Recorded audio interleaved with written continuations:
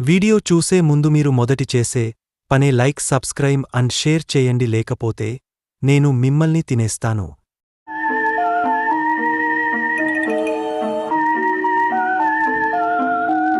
ఒక చిన్న గ్రామం పక్కన పాత బంగ్లా ఉండేది. పగలే భయంకరంగా కనిపించే ఆ బంగ్లా దగ్గరకి ఎవరూ వెళ్దేవారు కాదు. అందరూ చెప్పుకునేది ఒక్కటే, రాత్రి అక్కడ దెయ్యం తిరుగుతుందట.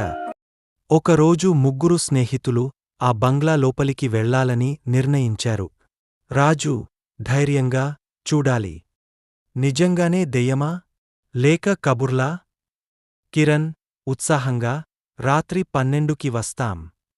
సుమన్ భయంతో, అయ్యో, నేనేం వస్తాను, నాకు ప్రాణం ఉంది. గాలి హూఊ అని వీచింది. తలుపు కీచుమనింది. గూబ హూహూ అని కూసింది.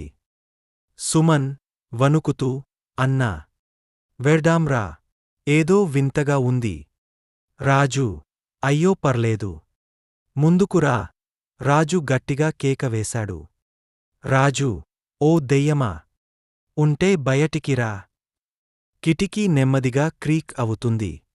తెల్ల చీరలో దెయ్యం బయటికి వస్తుంది. గోస్ట్ గంభీరంగా, ఎకోతో, నా ఇంటికి రాత్రి ఎందుకు వచ్చారు?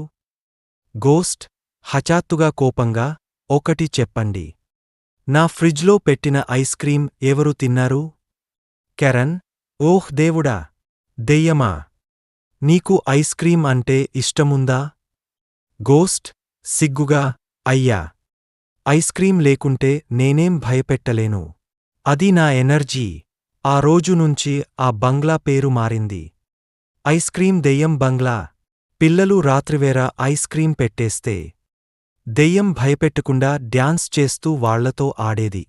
Ghost excited, dancing, ice cream దొరికింది, పార్టీ టైం.